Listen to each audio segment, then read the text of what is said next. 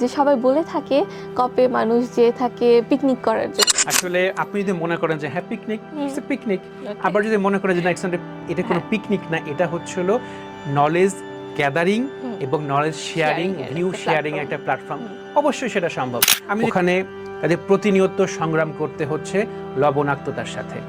ওখানে কিন্তু মানে চিংড়ি চাষ হয়, চিংড়ি ঘেরে নারীদের সকাল থেকে সন্ধ্যা পর্যন্ত কাজ করতে হয়। ওখানে নারীদের স্কিন ডিজিজ হচ্ছে, একই সাথে তাদের যে ওভারিতে সমস্যা হচ্ছে। এই সিচুয়েশনগুলো যদি আপনি নিজের চোখে না দেখেন, সেটা কিন্তু আসলে আপনি বিশ্বাস করতে পারবেন না। আমি যখন স্কুলে আসি, আমাকে ভুট্টার আল দিয়ে আসতে হয়, পাটের আল দিয়ে আসতে হয়, আমাকে নদী পার হয়ে আসতে হয়, নদী বলতে খালগুলো পার হয়ে আসতে হয়। তো ওই জায়গায় আমার সিকিউরিটিটা, আমি নিজেকে সিকিউর ফিল করি না।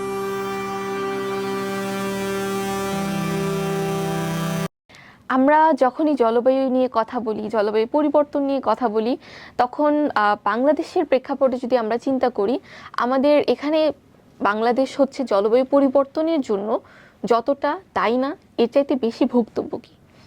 তো এই জলবায়ু পরিবর্তন মোকাবেলা করার জন্য কমিউনিটি লেভেল থেকে শুরু করে আমাদের এখানে ইউথ, এনজিও, আইএনজিও, বিভিন্ন রিপোর্টার সবাই বেশ দারুণ কাজ করছে, অনেক অ্যাক্টিভলি কাজ করছে। বিভিন্ন ধরনের কাজ হয় আমাদের, ক্লাইমেট এডুকেশন, অ্যাওয়ারনেস, এর পাশাপাশি হচ্ছে অ্যাডভোকেসি। কিন্তু এই কাজগুলো আমরা মিডিয়া পর্যন্ত পৌঁছে দিতে পারছি। মিডিয়া এবং কমিউনিকেশনের মাধ্যমেই কিন্তু আমরা আমাদের নিজেদের দেশের বর্তমান যে পরিস্থিতি আছি সেটা, এবং আমরা নিজেরা কি কি উদ্যোগ নিচ্ছি এগুলো সমাধানের জন্য, সেগুলো ন্যাশনাল ইন্টারন্যাশনাল পর্যন্ত পৌঁছে দিতে পারি। কিন্তু এই জায়গাটায় আমরা সবসময় দেখি মিডিয়া একটু পিছিয়ে থাকে। এই জলবায়ু পরিবর্তন রিলেটেড কাজগুলোকে তারা ততটা বেশি ফোকাসে নেয় না, এগুলোকে ততটা বেশি প্রচার করে না। কিন্তু এই জায়গাটাতে একটা ভিন্নধর্মী প্রভাব রাখছেন আমাদের বুরহানুল আশিকিন ভাই, যিনি আমাদের আজকের পডকাস্টে বিশেষ অতিথি হিসেবে এসেছেন। বুরহানুল আশিকিন ভাই চ্যানেল 24-এ আছেন সিনিয়র রিপোর্টার হিসেবে। শুরুতেই চলে যাচ্ছি ভাইয়ার কাছে। ভাইয়া কেমন আছেন? জি ভালো আছি, ধন্যবাদ আপনাকে। ভাইয়া, আপনি তো হচ্ছে দীর্ঘদিন ধরে জলবায়ু পরিবর্তন নিয়ে কাজ করে আসছেন। আপনি একজন রিপোর্টার, কিন্তু আপনি জলবায়ু পরিবর্তন নিয়ে লোকাল পর্যায় থেকে শুরু করে ইন্টারন্যাশনাল পর্যায় পর্যন্তও বেশ ভালো কিছু কাজ করেছেন। আপনার কাছ থেকে ভাইয়া একটু শুরুতে জানতে চাইবো যে আপনার এই জার্নিটা কিভাবে শুরু হয়, আপনার কেন মনে হলো যে আপনি জলবায়ু পরিবর্তন নিয়ে কাজ করবেন? আচ্ছা, আমি যদি বলি যে আমি কিন্তু জার্নালিজমের স্টুডেন্ট না। আমার অনার্স মাস্টার্স আমি ঢাকা ইউনিভার্সিটিতে করেছি, ল ফ্যাকাল্টি থেকে করেছি। অর্থাৎ ওখানে কিন্তু আমাদের পড়ানো হয়েছে যে এনভায়রনমেন্টাল ল রিলেটেড আমরা লেখাপড়া করেছি। একই সঙ্গে যে এই এনভায়রনমেন্টাল ল কিন্তু আবার আমার পরিবেশের সাথে, প্রতিবেশের সাথে, বায়োডাইভার্সিটির সাথে, ক্লাইমেট চেঞ্জের সঙ্গে জড়িত। তো যখন আমি জার্নালিজমে আসলাম, এটা মেবি 2011 সালে আমার শুরু হয় কালের কণ্ঠ দিয়ে। তো ওখানে আমি বেসিক্যালি কিছু ভলান্টিয়ার টাইপের কাজ করেছি। পরবর্তীতে সাংবাদিকতার যে মূল স্ট্রিমে কাজ করে সেটা হচ্ছে সময় টেলিভিশন থেকে।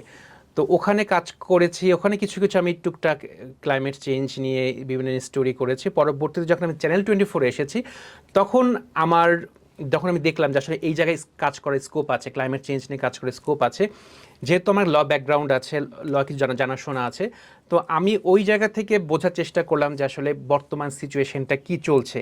তো নিজে নিজে আমি কিছু অ্যানালাইসিস করার চেষ্টা করলাম, নিজে নিজে যখন লেখাপড়া করলাম, স্টাডি করলাম, তো সেই ক্ষেত্রে আমি দেখতে পারলাম যে আসলে এই ক্লাইমেট চেঞ্জ ইজ হ্যাপেনিং, এবং এটা অবশ্যই আমার ভবিষ্যৎ প্রজন্ম, আপনার ভবিষ্যৎ প্রজন্ম যারা দেখছেন, তাদের ভবিষ্যৎ প্রজন্মের জন্য খুবই একটা রিস্কি জায়গায় চলে গিয়েছে।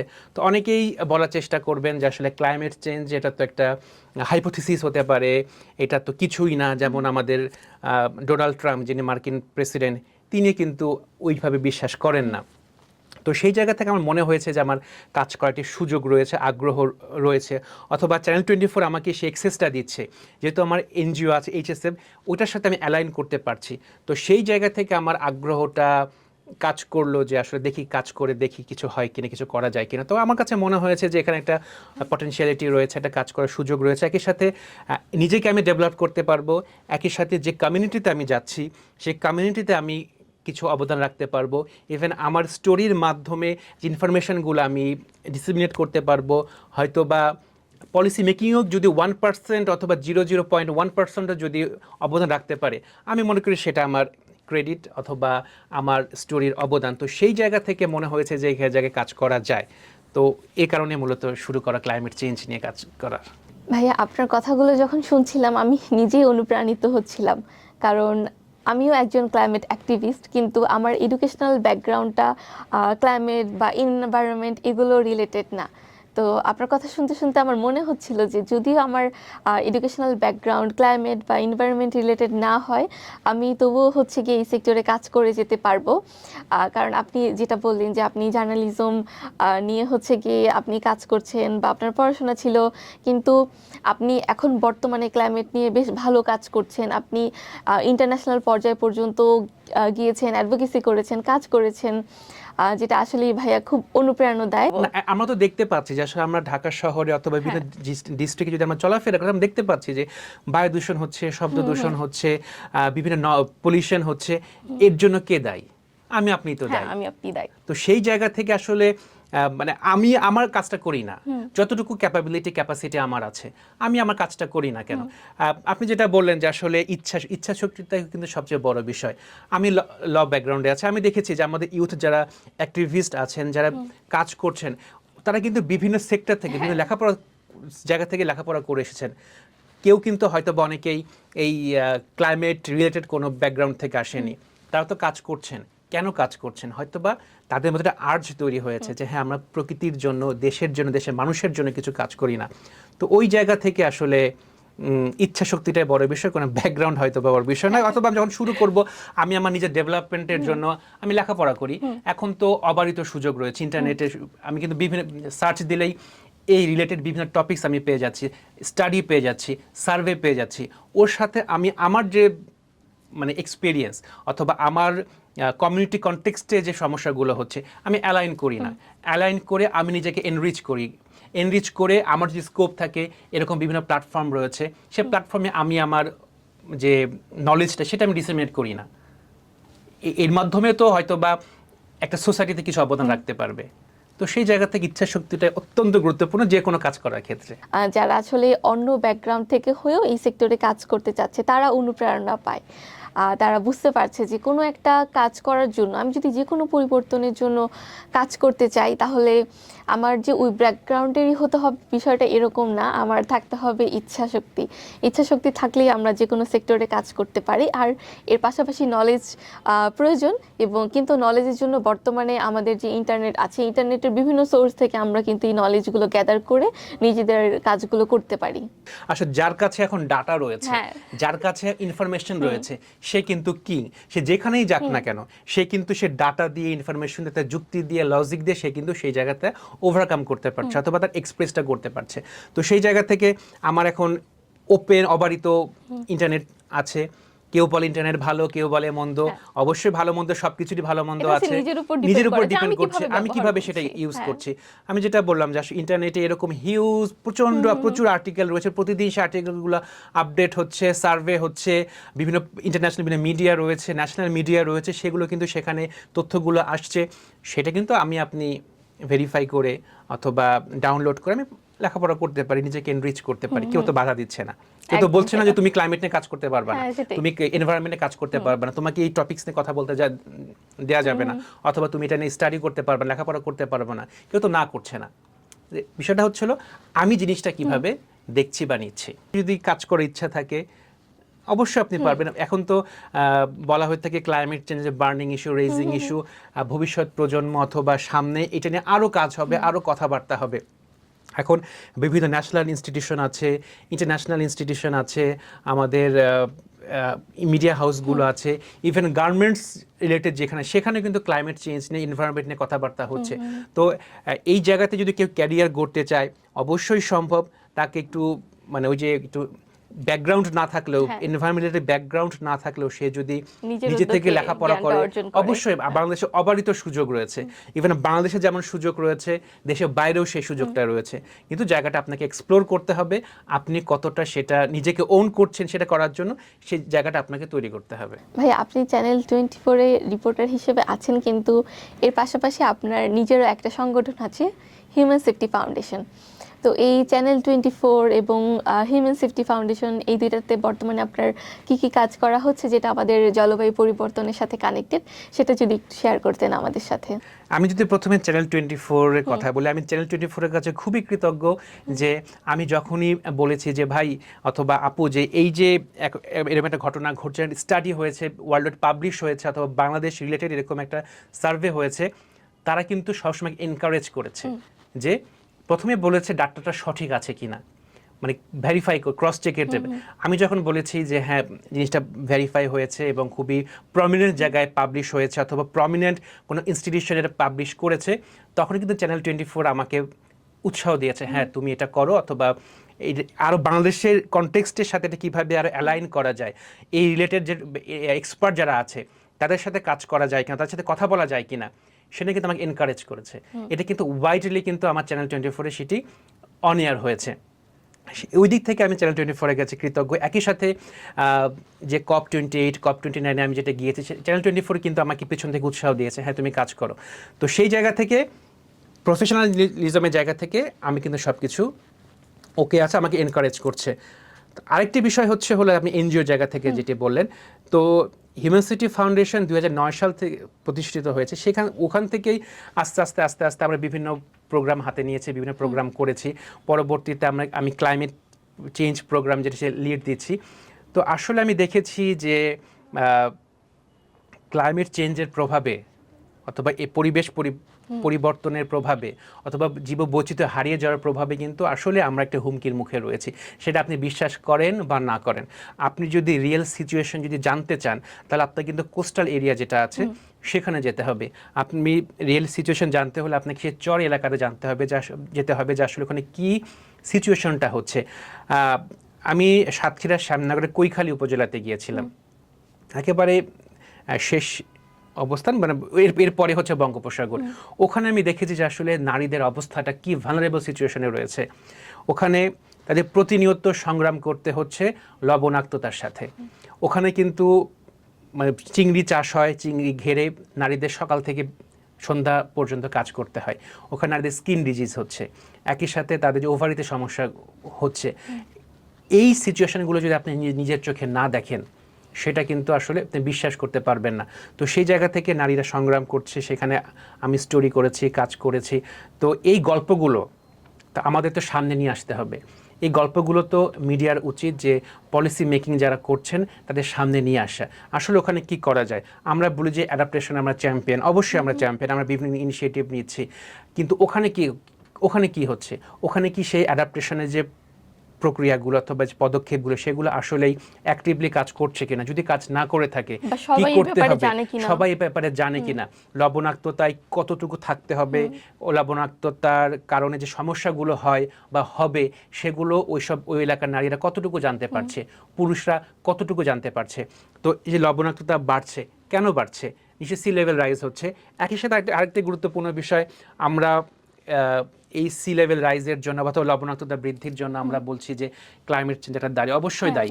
কিন্তু একটি ইন্টারেস্টিং বিষয় যে আমি যখন ওখানে গিয়েছি তখন দেখেছি যে ওদের তো কৃষি জমি আছে, কৃষি জমিতে কিছু কৃষি জমিতে ওরা নিজেরা মানে জমি কেটে দিয়ে লবণাক্ত পানি ঢোকাচ্ছে।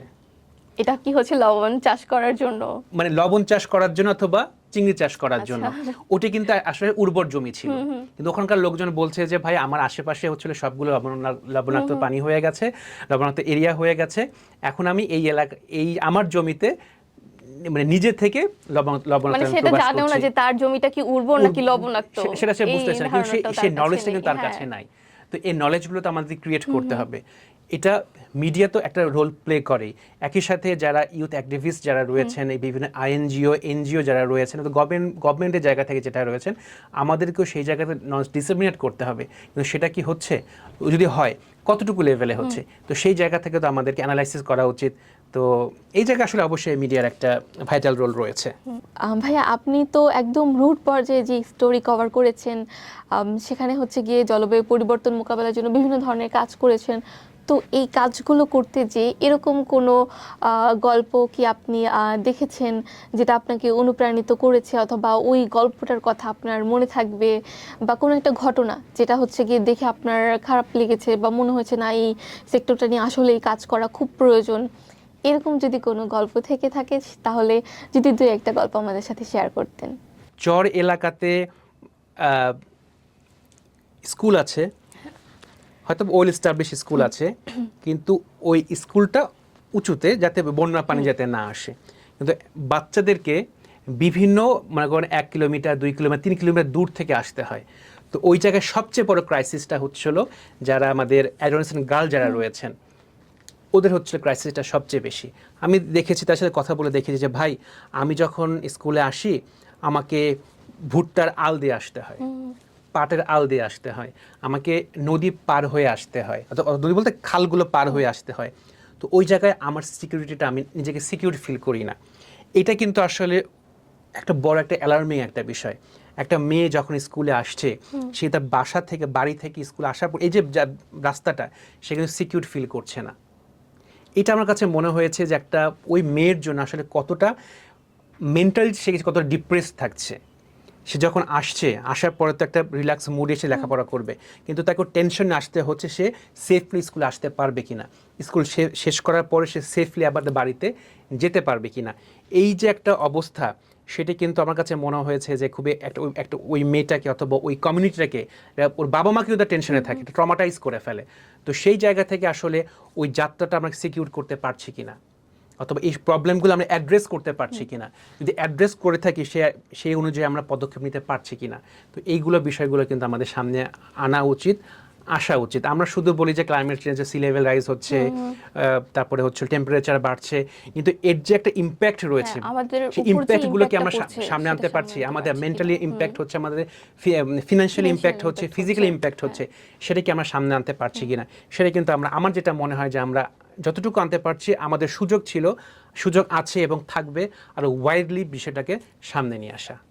তো ভাই, এই লোকাল পর্যায়ে কাজগুলো আপনারা করছেন, অন্যান্য ইউথ অর্গানাইজেশন করছে, এনজিও আইএনজিও করছে, তো এই কাজগুলো কতটুকু মিডিয়াতে কভার হয়ে থাকে? এখন আমি আমার মিডিয়ার কথা বলি, আমি আমার মিডিয়াতে আমি পারছি, ঠিক আছে, কিন্তু যদি আমি ওয়াইডলি ব্রড সেন্সে দেখি, আমি আসলে কিন্তু সেইভাবে আমাদের স্কোপ আছে, কিন্তু সেইভাবে কিন্তু আমরা সেটা করতে পারছি না। আমি যদি COP28 এবং COP29 এক্সপিরিয়েন্সের কথা বলি, আমরা সবসময় বলে থাকি যে Bangladesh most vulnerable country for climate change, এটা অবশ্যই। কিন্তু COP28 অথবা COP29-এ এরকমের প্ল্যাটফর্মে আমরা যারা সাংবাদিক হিসেবে যাই, আমাদের কাজ তো নলেজগুলো গ্যাদার করা, ইনফরমেশনগুলো গ্যাদার করে সেটা পরবর্তীতে ডিসিমিনেট করা। কিন্তু আমি দেখেছি যে আমরা যদি 10 জন যাই, হয়তো বা হাতে গোনা 2 জন 3 জন ওই ভেন্যুতে আছি, আর বাদ বাকি জন কোথায় হারিয়ে গেছে আমি জানি না। তো সেই জায়গা থেকে আসলে কিন্তু যারা ভালনারেবল না, তারা ওই দেশের সাংবাদিকরা কিন্তু খুবই অ্যাক্টিভ। তারা সকাল থেকে রাত সন্ধ্যা পর্যন্ত কিন্তু তারা ইনফরমেশনের জন্য কাজ করছেন, ইনফরমেশন নিচ্ছেন যে আসলে কি ডিসিশন হচ্ছে, কি করতে হবে। ইউএসএ বলেন, ইন্ডিয়া বলেন, চায়না বলেন, ইউরোপীয় ইউনিয়ন বলেন, অস্ট্রেলিয়া, নিউজিল্যান্ড, এখান থেকে বড় বড় সাংবাদিকরা আসেন এটা কাভার করার জন্য, যে কি হচ্ছে না হচ্ছে সেটা ইনফরমেশন নিয়ে তাদের হাউসে সেন্ড করার জন্য। কিন্তু আমাদের সাংবাদিকরা, সরি টু সে, এটা বলে আমার কাঁধেই আসে, যে হাতে গোনা কয়েকজন হয়তো বা কাজ করছেন, কিন্তু ওইসব ভেন্যুতে যে মানে আমাদের স্টোরিগুলো আমরা তো ইন্টারন্যাশনাল ওই প্ল্যাটফর্মে কিন্তু আমরা ওইভাবে এক্সপ্রেস করতে পারছি না। তো সেই জায়গা থেকে আসলে মানে অবশ্যই ইনফরমেশন আছে, সব কিছু আছে, কিন্তু একটু কোথায় যেন আমরা একটু যে মনে হয় দুর্বল রয়েছে আমরা। আরেকটি বিষয় হচ্ছে হলো আমাদের যে হাউসগুলো রয়েছেন, এটা পত্রিকা হোক, টেলিভিশন হোক, অনলাইন হোক, রেডিও হোক, আমার কাছে মনে হয়েছে যে আমাদের যারা হাউস কিপার যারা রয়েছেন, অর্থাৎ যারা এডিটোরিয়াল পলিসি যারা মেনটেন করেন, সেই জায়গাতে তাদের হয়তো বা আরেকটু যদি তারা একটু যদি লিনিয়েন্ট হন, যারা ক্লাইমেট জার্নালিস্ট যারা আছেন তাদের প্রতি, যে আসলে ক্লাইমেট চেঞ্জ হচ্ছে, এর ইম্প্যাক্টগুলো কি, এটা আমাদের জানানো উচিত। তারা যদি একটু উদ্যোগী হন আমাদের প্রতি অথবা ক্লাইমেট জার্নালিস্টদের প্রতি প্রত্যেকটা হাউসে, তাহলে কিন্তু এই ইনফরমেশনগুলো আমরা আরো ওয়াইডলি সার্কুলেট করতে পারি। তো ওই জায়গা থেকে কিছুটা হয়তো বা ব্যারিয়ার হিসেবে আমরা পাই। তো সেই জায়গা থেকে যদি তারা একটু যদি কাজ করেন, সব হাউসে হয় আমি বলবো না, মানে ক্লাইমেট নিয়ে মানে বিভিন্ন হাউসে কম বেশি কাজ হয়, কিন্তু আরও সুযোগ আছে কাজ করার। আরেকটি বিষয় হচ্ছে আমরা যারা কাজ করছি ক্লাইমেট নিয়ে, যারা কাজ করছি, স্টোরি করার চেষ্টা করি, আমরা কি পর্যাপ্ত ডাটা পাচ্ছি কিনা। ক্লাইমেট চেঞ্জ জিনিসটা কিন্তু আসলে পুরোটাই সায়েন্স বেসড। কতটুকু হলো, কতটুকু টেম্পারেচার বাড়লো, এই টেম্পারেচার কেন বাড়লো। এখন আমরা দেখি যে নদী ভাঙন হচ্ছে, আমরা বলে দিই যে হ্যাঁ ক্লাইমেট চেঞ্জ হচ্ছে। ঘূর্ণিঝড় আসছে, আমরা বলে দিই যে হ্যাঁ ঘূর্ণিঝড়ের কারণে ক্লাইমেট চেঞ্জের কারণে ঘূর্ণিঝড় হচ্ছে। কিন্তু ক্লাইমেট চেঞ্জের কারণে যে ঘূর্ণিঝড় হচ্ছে এর প্রমাণটা কি, এর সায়েন্সটা কোথায়, রিসার্চের একটা বিষয়। এরকম তো রিসার্চ আমাদের দেশে হচ্ছে না বলবো না, হচ্ছে, কিন্তু ওয়াইডলি তো হচ্ছে না, ততটুকু হচ্ছে না। আমরা তো ওই সায়েন্টিফিক ডাটাগুলো আমরা পাচ্ছি না। আমাদের কিন্তু সেই ডাটার জন্য ওয়েট করতে হচ্ছে সেই ইন্টারন্যাশনাল ওয়েস্টার্ন বিভিন্ন সার্ভে থেকে অথবা ডাটা থেকে আমাদেরকে তথ্য কালেক্ট করতে হচ্ছে। এখানেও কিন্তু একটা ব্যারিয়ার রয়েছে। আরেকটি বিষয় হচ্ছিল শুরুতে যেটা বলছিলাম, ইচ্ছা, আমরা ইচ্ছা পোষণ করি কিনা। আমাদের মিডিয়াতে কিন্তু পলিটিক্স যেভাবে হাইলাইটেড হয়, ইকোনমিক্স যেভাবে হাইলাইটেড হয়, এন্টারটেইনমেন্ট, স্পোর্টস যেভাবে হাইলাইটেড হয়, আমরা তো দেখি না। হেলথ যেভাবে হাইলাইটেড হয়, আমরা তো দেখি না যে এনভায়রনমেন্ট অথবা ক্লাইমেট চেঞ্জ সেইভাবে হাইলাইট হতে। অর্থাৎ এটাকে কিন্তু আমরা কোনো একটা প্রোডাক্ট হিসেবে এখন আমরা নিতে পারি নাই। তো সেই জায়গা থেকে আমাদের হাউস পলিসিতে যদি একটু পরিবর্তন আনা হয়, অথবা যারা গেটকিপার রয়েছেন, এডিটর যারা রয়েছেন, অথবা হেড অফ নিউজ যারা রয়েছেন, তারা যদি লিনিয়েন্ট হন, একটু যদি ওয়াইডলি যদি একটু চিন্তা ভাবনা করেন, আমার মনে হয় যে আমাদের মিডিয়াও পারবে যে আসলে এই যে অ্যাডভার্স ইম্প্যাক্ট যেগুলো হচ্ছে সেটা ওয়াইডলি সার্কুলেট করছে। আপনি তো কপে গিয়েছেন, তো কপে যাওয়ার এক্সপিরিয়েন্সটা যদি একটু শেয়ার করতেন। তারপর কপে হচ্ছে আপনি কতটুকু আমাদের লোকাল পর্যায়ে যে সমস্যাগুলো আছে, আপনি একজন রিপোর্টার হিসেবে যে সমস্যাগুলো আপনি কভার করেছেন নিজে, এগুলো নিয়ে কপে কতটুকু কথা বলেছেন। এবং এর পাশাপাশি আরেকটা বিষয় আছে যে সবাই বলে থাকে কপে মানুষ যেয়ে থাকে পিকনিক করার জন্য, তো এই বিষয়টাকে আপনি কিভাবে দেখেন ভাইয়া? এটাকে আমি দুইভাবে দেখি। আসলে আপনি যদি মনে করেন যে হ্যাঁ পিকনিক, আবার যদি মনে করেন যে না এটা কোনো পিকনিক না, এটা হচ্ছিল নলেজ গ্যাদারিং এবং নলেজ শেয়ারিং, ভিউ শেয়ারিং একটা প্ল্যাটফর্ম, অবশ্যই সেটা সম্ভব। আমি যেটা বললাম যে আসলে আমি যদি 10 জন যদি বাংলাদেশ থেকে সাংবাদিক যায় কভার করার জন্য, হয়তো হাতে গোনা 2 থেকে 3 জন কাজ করে, আর সেই 7 জন 8 জন কই অবশ্যই তাদের জন্য পিকনিক অথবা ঘোরাফেরা করছেন। কিন্তু যদি আপনি মনে করেন যে না আমি এখান থেকে কিছু নলেজ গ্যাদার করব, কপ তো হয় মূলত 2 সপ্তাহ ধরে কপ হয়। এই 2 সপ্তাহে কিন্তু বিভিন্ন প্যানেল ডিসকাশন হয়, বিভিন্ন দেশ তাদের অবস্থানটা তুলে ধরে, প্রেস ব্রিফিং হয়, রাশিয়া কি বলল, চীনের অবস্থানটা কি, ইউএস এর অবস্থানটা কি, ইন্ডিয়ার অবস্থানটা কি, ইউরোপীয় ইউনিয়নের অবস্থানটা কি। আমাদের বলে থাকি যে এরাই তো মূলত হলো মানে কার্বন এমিট করার ক্ষেত্রে সবচেয়ে এগিয়ে তারা, তাদের অবস্থানটা কি সেটা কিন্তু জানার সুযোগ রয়েছে। ইভেন আমার যে অবস্থানটা, আমার দেশের যে অবস্থানটা, আমার দেশের যে অ্যাডভার্স ইম্প্যাক্টগুলো, সেটাও কিন্তু জানানোর একটা সুযোগ রয়েছে। তো আপনি যদি মনে করেন যে পিকনিক, ফাইন পিকনিক। আপনি যদি মনে করেন না আমি এখানে নলেজ শেয়ারিং হবে, আমি ইনফরমেশনগুলো কালেক্ট করব, এটা আপনার জন্য একটা মহাসমুদ্রের মতো। আপনি যদি কপ ভেন্যুতে যান, আপনি বুঝতে পারবেন না যে আসলে কোন দিকে সাঁতরাবেন, ডানে যাবেন, বামে যাবেন, পিছনে যাবেন আর সামনে যাবেন।